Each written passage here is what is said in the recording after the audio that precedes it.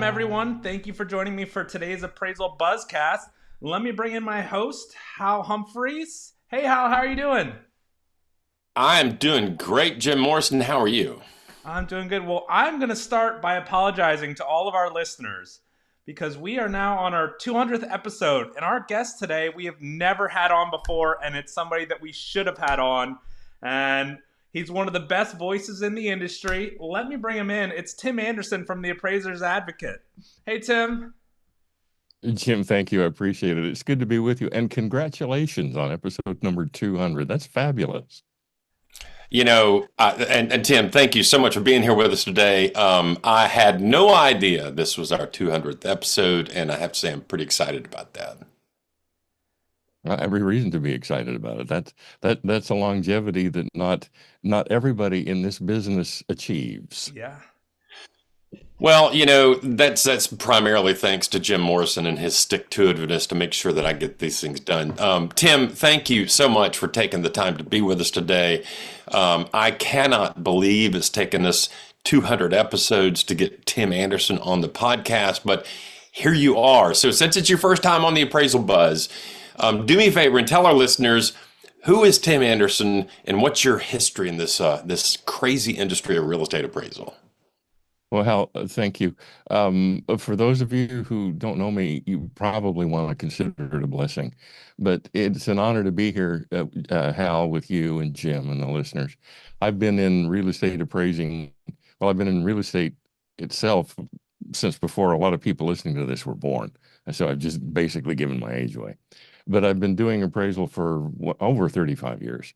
And I've been practicing that long, and maybe with enough practice, I'll get it right eventually. And I don't appraise anymore. I retired from the retail end of appraising about 10 years ago. And now I write, I teach, I podcast, I consult, and I'm finally learning about the philosophical and critical aspects of real estate appraisal rather than just merely the technical and mechanical aspects of real estate appraisal. And it's great to be with you. It's great to be with your listeners. And I appreciate this opportunity. Thank you very much. Well, thank you so much for being here. Let me do this. Let me take a real quick break and we'll hear from one of our sponsors and we will be right back. Solidifi is one of the nation's most trusted valuation and title partners. With their proprietary technology and extensive network, Solidifi delivers industry-leading quality, transparency, efficiency, and scale to the largest mortgage lenders in the U.S. Their marketplace of independent qualified field professionals makes the homeownership experience extraordinary every time. Visit solidifi.com for more information and stay connected with their latest news on LinkedIn. Welcome back, everybody. You're listening to the Appraisal Buzzcast. I'm Hal Humphreys, and I'm tickled to be joined today by my guest, Tim Andersen. Tim and I have known each other for quite a long time now. I've actually had the absolute pleasure of having Tim come up to Nashville and visit with us at Appraiser Learning and actually dine at our house. We've spent some really good quality time together. And Tim has made note of the fact a couple times when I'm at the river doing the podcast, I seem to be more myself. And Tim has actually been out here to the river before and seen the place. And I don't know. Tim is just a really, really good friend. And I can't thank you enough for being here, Tim. I'm excited to be talking about your new course for Appraiser Learning, Critical Thinking for Real Estate Appraisers. Tell us a little bit about this course. Well, Hal, you remember the genesis of this. We were sitting in your living room at that huge antique dining room table that you have. And we started talking about critical thinking. And basically, the essence of our conversation was USPAP demands critical thinking. Fannie Mae, the GSEs demand critical thinking. If appraisers are going to court, it demands critical thinking because the appraiser's critical thinking processes will be called into question in the cross-examination process. And then we looked at each other and said, but we don't teach critical thinking, do we? And I don't mean AEL, I mean the real estate appraisal industry. We don't teach critical thinking, do we? And we looked over at Kim and Kim looked back at us and we all three agreed that no, we don't. So as a result, we had to come up with something. And I left Nashville and came home and started thinking about this. And then I put together an outline and sent it to you, and you said yes and run with it. So basically, this class has been about a year and a half in its genesis. And we've come up with 4 hours. And can you teach critical thinking in 4 hours? No. Can you introduce it? Yes. And that's exactly what we're doing. And the class has got 5 definitions of critical thinking. There are a lot of them out there, but we tried our best to distill it down to 5 definitions. There are 12 hallmarks or characteristics of critical thinking. We're going to go through every one of those. There are 5 steps in the critical thinking process, and we're going to go through every one of those. And then we take the critical thinking process and we say, okay, that's step 1. Now, step 2 is turning it into persuasive communication. And our communication has got to be persuasive, not that we're trying to sell soap. Our communication has got to be persuasive, and that we're trying to convince our clients that what they're reading in our appraisal reports is indeed credible. And it's based on accurate information. It's based on verified information. It's reliable. If we died and somebody had to reproduce what we did, they could take our work file, and therefore they could reproduce what we did. So what we've tried to do is introduce appraisers to critical thinking and show them not only why it's important, but how to engage in it. And I'm going to hurt my arm patting myself on the back here and patting you on the back as well, because I think what we have put together is going to work. I think it's going to explain a rather complex and deep process without getting complex and deep. Now, I think you're absolutely. Do we have a lot of practice? Are we going to do any writing in this class? No, there's not that kind of class. But we're going to talk about stuff that we just don't talk about typically. And we're going to explain why it's so important to be able to explain to the client, okay, I adjusted it in GLA at $85 a square foot, and here's why. And here's why. That's the part that matters. And here's why. I watched a comedian a couple of weeks ago by the name of Jimmy Carr on a podcast. And for the listeners out there that don't know Jimmy Carr, if you're sensitive or, I don't know, normal, maybe don't watch Jimmy Carr. He gets canceled on a fairly regular basis. He talks about some really, really horrible topics. But he's a smart man, and he always brings it around to a point that is poignant and makes a difference. But someone was asking Jimmy Carr about artificial intelligence, and I love what he had to say about it, which is this. He said, artificial intelligence is at best a cover band. And the point he was making there is the human element is required for new ideas and new thought processes and new analytical revelations. We can use tools such as artificial intelligence. We can use accepted methodologies. I was at a data conference a couple of months ago, and somebody said, they're talking about how to determine a thing. Somebody said, just ask the data. And one of the data scientists said, the data can't talk. It's just data. It needs a human being to interpret it. So when we come back from the break, I'm going to talk to you a little bit about the concept of critical thinking, how it sets us apart from the machine. I am going to take a quick break and hear from one of our commercial sponsors, and we will be right back. Are you wondering how property insurance is changing in the wake of climate events and natural disasters? Need a primer on appraising religious properties? Want to learn how tech tools can streamline your workload? The Appraisal Institute's Trending Topics Thursdays webinar series is designed to help appraisers everywhere do their best work by keeping a pulse on industry trends, tools, and relevant skills. Join the Appraisal Institute as a member to gain access to our on-demand library of timely content featuring leading experts, or join us live for the next webinar.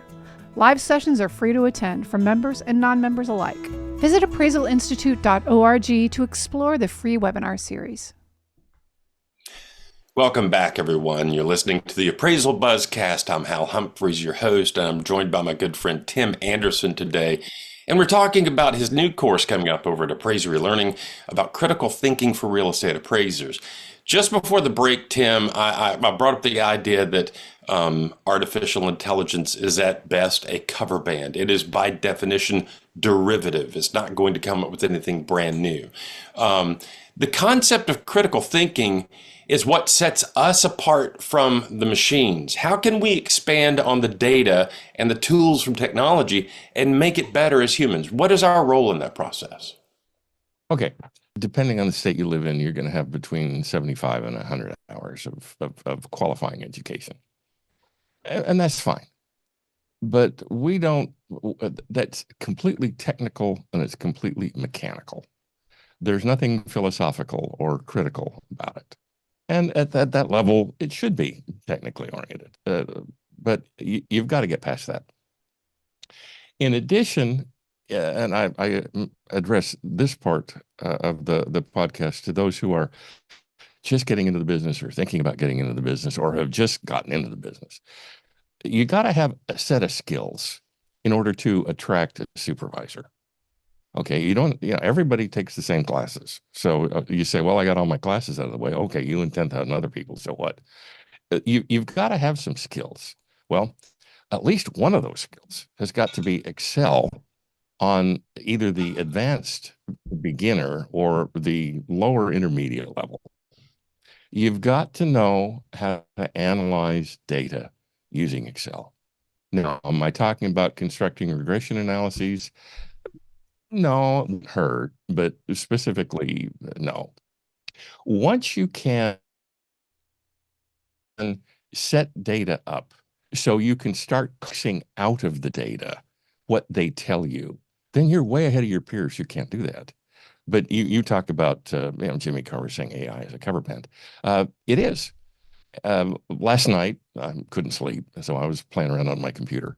And I took the USPAP ethics rule, and I ran it through GPT. And I said, please type this in rhyming iambic pentameter, as Shakespeare would write it. And guess what? It did. And it rhymed, and it was in iambic pentameter. Now, you say, Tim, you obviously have way too much free time. Okay, well, it was late. But the point is, could AI have worked that miracle without USPAP as its base? No, it couldn't. So, yes, AI, stuff like that, is a cover band. It will not us, but it can, if we're willing to let it, make us more efficient. And let's face it, the GSEs are not being the least little bit subtle when they say, you guys have got to be better. You guys have got to be faster. Yeah. So the result, is AI going to put us out of business? Hal, let me be frank, and you can send the hate mail to me. Yeah, it's going to put some appraisers out of business. The appraisers who are not willing to keep up are going to get run over. Whereas those who are willing to keep up are going to find that they're going to be better appraisers when they learn how to use Excel, when they learn how to use AI, when they learn how to recognize trends, when they learn how to write persuasively. So And that, I would make the argument that that's not AI's fault. I mean, much in the same way, switching from paper forms on a typewriter to win total a la mode back in the day, where you're using a computer to fill in your forms. There were appraisers that got out of the business then. When the UAD first came out, there were appraisers who said, I'm not doing this. They got out of the business. It wasn't the UAD's fault. It was the unwillingness to adapt. The real question I have for you, Tim, is, and I'm going to try this when we get off the podcast, can artificial intelligence rewrite USPAP in trochaic hexameter? Probably. Yeah. Tim, I appreciate you taking the time to be with us today. Jim Morrison, if you're still with us, do we by chance have an anonymous appraiser question to flummox me today. Absolutely. We do have an anonymous appraiser question, and we thank you everybody for sending these in. If anybody has any questions for our experts, reach out to us at comments@appraisalbuzz.com or post them on our YouTube. This says, I'm appraising a deed-restricted property with a price appreciation cap and occupancy requirements. The restrictions do not survive foreclosure, and I've recently been asked to appraise based on the hypothetical condition that the property is without resale restrictions. Am I allowed to do this? And if so, how would you handle it? Well, I'm going to jump out in the very beginning and say, a hypothetical condition is a thing that appraisers are allowed to use in certain circumstances. If it is for the sake of analysis, for instance, a court case or something like that, and you need to do it there to answer a question for the court, I think you can make that hypothetical condition. Tim, what are your thoughts on this? Well, Hal, you and I have addressed this issue previously, and I agree with you. Although, yes, I agree with you.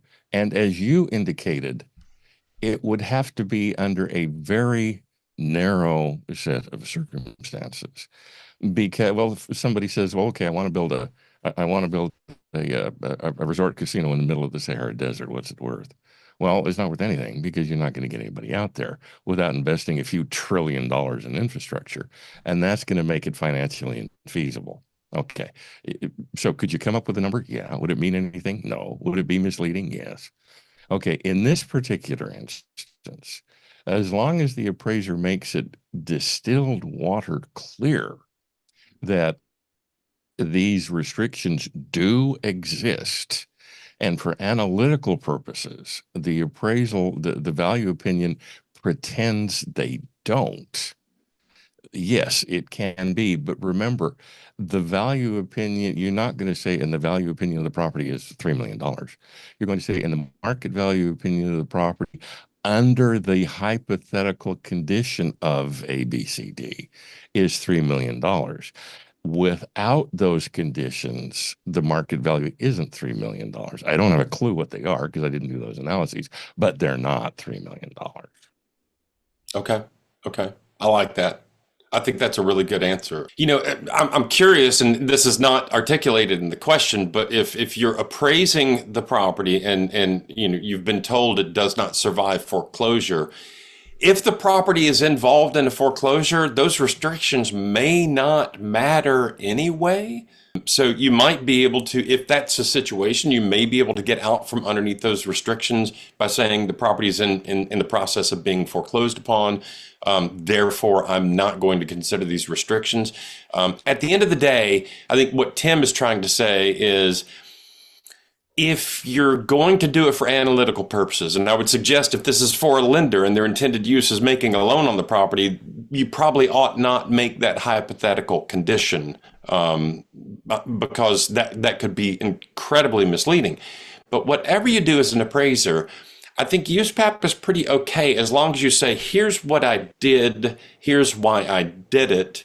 And you make it very clear that this is based upon a hypothetical condition. And I would articulate that not just in the cover letter, not just in the summary of salient facts. I would articulate it anywhere I conclude a value and anywhere someone's going to look, certification, cover letter, those kind of things. But there are some circumstances where you can make the hypothetical condition. I think that depends on your intended use and your intended user. Yeah, and we don't have time to go into deep detail here, but yes, how's your caveat that every place you indicate a value, you say, but that's only valid if, yeah, and that way you can't be called misleading, but the circumstances are incredibly narrow. Yeah. Okay, Tim, thank you for tackling that anonymous appraiser question with me. When Tim is helping me out on the anonymous appraiser question, I feel a lot better because I'm not the only one on the hook for the answer. We get hate mail sometimes because of my answers, or mail that says, You idiot, you should have died when you were a child. How can you possibly answer that way? Look, I love the mail. I love the responses. If we ever say anything on the podcast that gives you heartburn, give us feedback. We love to hear what you have to think. Jim Morrison, do we have anything else we need to cover today? I want to remind everyone to vote for our Buzzy Awards. Our finalists have been posted. We'll include a link in the description. We've had hundreds of votes already, and we really appreciate the outpouring of feedback from our audience and people voting for, the Appraiser of the Year and all that. So it's really exciting, and we really appreciate people embracing it. I love it. I love it. And also, I will say that we have Tim's class course link in the description as well. So anybody that really enjoyed this episode and wants to check it out, you can click there and sign up for it. Yes, indeed. Anything else we got to cover? No, I think we've covered it all. Tim, thank you so much for joining us. Well, it'll be less than 200 episodes before we have you back on. I promise that. Jim, thank you. Hal, thank you. And all the listeners, thank you. It's always good to be with you. I appreciate it. Appreciate it. Thank you so much. For Jim Morrison and Tim Andersen, I'm Hal Humphreys, and that is your Appraisal Buzzcast.